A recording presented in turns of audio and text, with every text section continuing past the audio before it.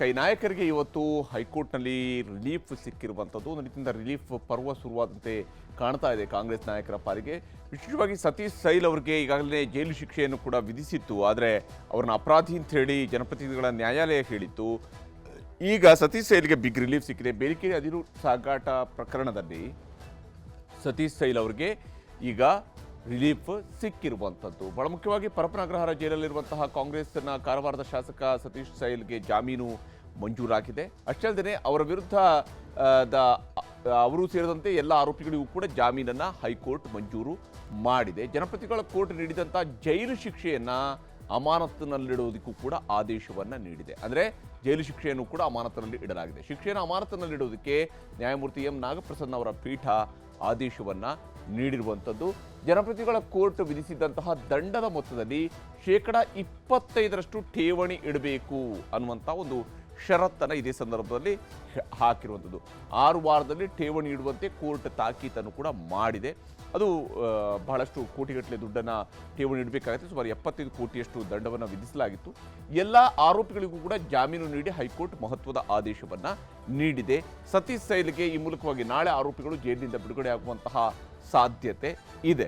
ಈ ಒಂದು ಪ್ರಕರಣದಲ್ಲಿ ಬೇರಿಕೇರಿ ಅದಿರು ನಾಪತ್ತೆ ಪ್ರಕರಣದಲ್ಲಿ ಅವ್ರನ್ನ ಅಪರಾಧಿ ಅಂತ ಹೇಳಿಕೊಂಡು ಜನಪ್ರತಿನಿಧಿಗಳ ನ್ಯಾಯಾಲಯ ಹೇಳಿತ್ತು. 2010ರಲ್ಲಿ ಬೇರಿಕೇರಿ ಬಂದರದಿಂದ ಅದಿರನ್ನು ಅಕ್ರಮವಾಗಿ ಸಾಗಣೆ ಮಾಡಿದಂತಹ ಪ್ರಕರಣ ಇದಾಗಿತ್ತು. 88 ಲಕ್ಷ ಮೆಟ್ರಿಕ್ ಟನ್ ಅದಿರನ್ನು ಕದ್ದು ಮಾರಿದಂತಹ ಆರೋಪ ಸತೀಶ್ ಸೈಲ್ ಅವರ ವಿರುದ್ಧ ಇತ್ತು. ಮಲ್ಲಿಕಾರ್ಜುನ ಶಿಪ್ಪಿಂಗ್ ಕಂಪನಿಯ ಡೈರೆಕ್ಟರ್ ಆಗಿದ್ದಂತಹ ಸತೀಶ್ ಸೈಲ್ ಅವರು ಇದರಲ್ಲಿ ಪಾತ್ರ ವಹಿಸಿದ್ರು ಅಂತೇಳಿ ಸೈಲ್ ಮಾಲೀಕತ್ವದ ಮಲ್ಲಿಕಾರ್ಜುನ ಶಿಪ್ಪಿಂಗ್ ಕಂಪನಿಯಿಂದ ಈ ಅಕ್ರಮ ನಡೆದಿತ್ತು ಅನ್ನುವಂಥ ಆಪಾದನೆ ಇತ್ತು. 2012 ಸೆಪ್ಟೆಂಬರ್ 16ರಂದು ಸತೀಶ್ ಸೈಲ್ ಅವರನ್ನ ಅವರ ಮನೆ ಮೇಲೆ CBI ದಾಳಿ ನಡೆಸುತ್ತೆ. ಅದಾದ ನಂತರ ಅವ್ರನ್ನ ಅರೆಸ್ಟ್ ಕೂಡ ಮಾಡಿತ್ತು. 2013 ಸೆಪ್ಟೆಂಬರ್ 20ರಂದು ಸತೀಶ್ ಸೈಲ್ ಅವರನ್ನ CBI ಬಂಧಿಸಿತ್ತು. ನಂತರ 1 ವರ್ಷಕ್ಕೂ ಅಧಿಕ ಕಾಲ ಅವರು ಜೈಲಿನಲ್ಲಿದ್ದರು. 2014ರಲ್ಲಿ ಅವರು ರಿಲೀಸ್ ಆಗ್ತಾರೆ. ಡಿಸೆಂಬರ್ 16ರಂದು ಜಾಮೀನು ಮಂಜೂರಾಗಿತ್ತು.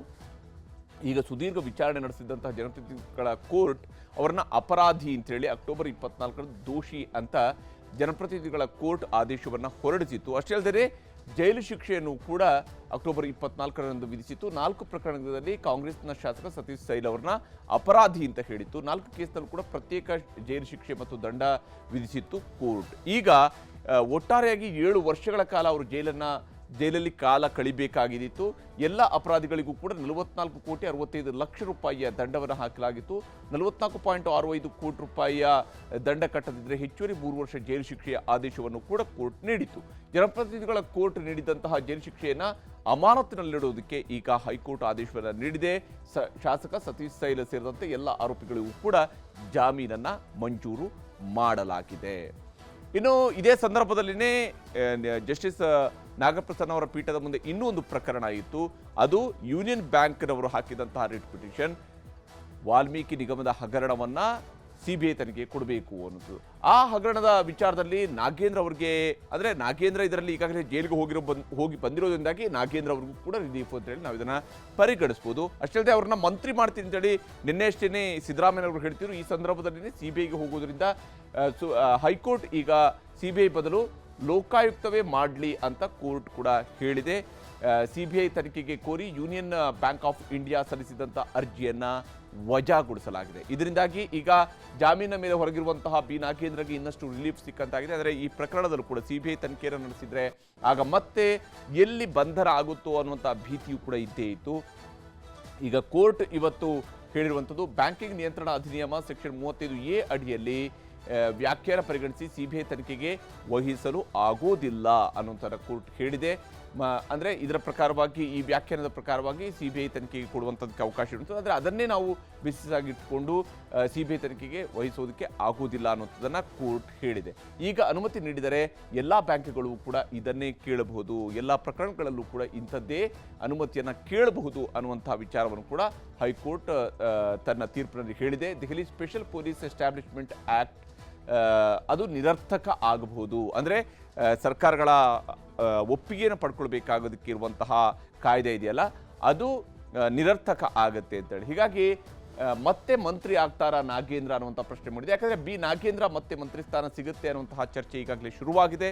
ಉಪಚುನಾವಣೆಯ ಕಣದಲ್ಲೂ ಕೂಡ ಸಿದ್ದರಾಮಯ್ಯವರು ಈ ಮಾತನ್ನೇ ಹೇಳಿದ್ದಾರೆ. ಅದಾದ ನಂತರ ನೆನ್ನೆಯೂ ಕೂಡ ಇದನ್ನು ಸ್ಪಷ್ಟಪಡಿಸಿದ್ದಾರೆ. ಈಗ ವಾಲ್ಮೀಕಿ ಕೇಸ್ನಲ್ಲಿ ಜಾಮೀನು ಪಡೆದು ಹೊರಬಂದಿರುವ ಕಾರಣಕ್ಕಾಗಿ ಮಂತ್ರಿಗಿರಿ ಸಿಗುವಂಥದ್ದು ಬಹುತೇಕ ಖಾತ್ರಿಯಾಗಿದೆ. ಅದು ಬಹಳ ದಿವಸ ಕಾಯಬೇಕಾದಂಥ ಅವಶ್ಯಕತೆಯೂ ಕೂಡ ಇಲ್ಲ ಅನ್ನುವಂಥ ರೀತಿಯಲ್ಲಿಯೇ ಸಿದ್ದರಾಮಯ್ಯವರು ಮಾತನಾಡಿದ್ದಾರೆ. ನಾಗೇಂದ್ರ ರಾಜೀನಾಮೆ ಬಳಿಕ ಖಾಲಿ ಉಳಿದಿರುವ ಪರಿಶಿಷ್ಟ ಪಂಗಡ ಕಲ್ಯಾಣ ಇಲಾಖೆ ಈ ಖಾತೆಗೆ ಮತ್ತೆ ಈಗ ಅವ್ರನ್ನ ಮಂತ್ರಿ ಮಾಡುವಂಥ ಚಾನ್ಸಸ್ ಕೂಡ ಕಾಣ್ತಾ ಇದೆ. ಜಾಮೀನು ಸಿಕ್ಕು ಹೊರಬಂದ ದಿನವೇ ಸಿಎಂ ಭೇಟಿಯಾಗಿದ್ರು ನಾಗೇಂದ್ರ ಮತ್ತು ನಾಗೇಂದ್ರ ಅವ್ರನ್ನ ಮತ್ತೆ ಮಂತ್ರಿ ಮಾಡ್ತೀನಿ ಅಂತೇಳಿ ಹೆಗಡದೇವರ ಕೋಟೆಯಲ್ಲಿ ನಡೆದಂತಹ ಕಾರ್ಯಕ್ರಮದಲ್ಲಿ ಸಿಎಂ ಸಿದ್ದರಾಮಯ್ಯವರು ಹೇಳಿದರು. ಅಲ್ಲಿ ಅನಿಲ್ ಚಿಕ್ಕಮಾದು ಅವ್ರನ್ನ ಮಂತ್ರಿ ಮಾಡಿ ಅಂತ ಹೇಳುವ ಡಿಮ್ಯಾಂಡ್ ಕೇಳಿದಾಗ ಜನರಿಗೆ ಅವರೇ ಹೇಳಿದರು, ಇಲ್ಲ ನಾನು ಹಾಗೆಲ್ಲ ಮಾತು ಕೊಡೋಕ್ಕಾಗಲ್ಲ, ನಾಗೇಂದ್ರನ ಮಂತ್ರಿ ಮಾಡಬೇಕು ಅಂತ. ಅಂದರೆ ST ಕೋಟದಲ್ಲಿ ನಾನು ನಾಗೇಂದ್ರ ಅವ್ರನ್ನೇ ಮಂತ್ರಿ ಮಾಡ್ತೀನಿ ಅನ್ನೋಂಥ ರೀತಿಯಲ್ಲಿ ಸಿದ್ದರಾಮಯ್ಯವರು ಕೂಡ ನಿಲುವನ್ನು ತಾಳಿದ್ದಾರೆ. ಈ ಕಾರಣಕ್ಕಾಗಿ ನಾಗೇಂದ್ರ ಅವರು ಮತ್ತೆ ಮಂತ್ರಿಯಾಗುವ ಎಲ್ಲ ಸಾಧ್ಯತೆಗಳು ಎಲ್ಲ ಲಕ್ಷಣಗಳು ಕೂಡ ಗೋಚರಿಸ್ತಾ ಇದ್ದಾವೆ. ಹಾಗಾದರೆ ಸಿದ್ದರಾಮಯ್ಯವರು ನಿನ್ನೆ ಹೇಳಿದ್ದೇನು ನಾಗೇಂದ್ರ ವಿಚಾರದಲ್ಲಿ ಅನ್ನೋದನ್ನು ಕೂಡ ನಿಮಗೆ ತೋರಿಸ್ತೀನಿ. ನಾಗೇಂದ್ರ ಅವರಿಗೆ ಬೇಲ್ ಸಿಕ್ಕಿದೆ, ಅವ್ರ ಮೇಲೆ ಕೂಡ ಸುಳ್ಳು ಕೇಸ್ ಹಾಕ್ಬಿಟ್ಟಿದ್ರು. ಬೇಲ್ ಸಿಕ್ಕಿದೆ ಈಗ ಅವರಿಗೆ. ಅವರನ್ನ ಮಂತ್ರಿ ಆಗಿದ್ರು, ಪರಿಶಿಷ್ಟ ವರ್ಗಗಳ ಮಂತ್ರಿ.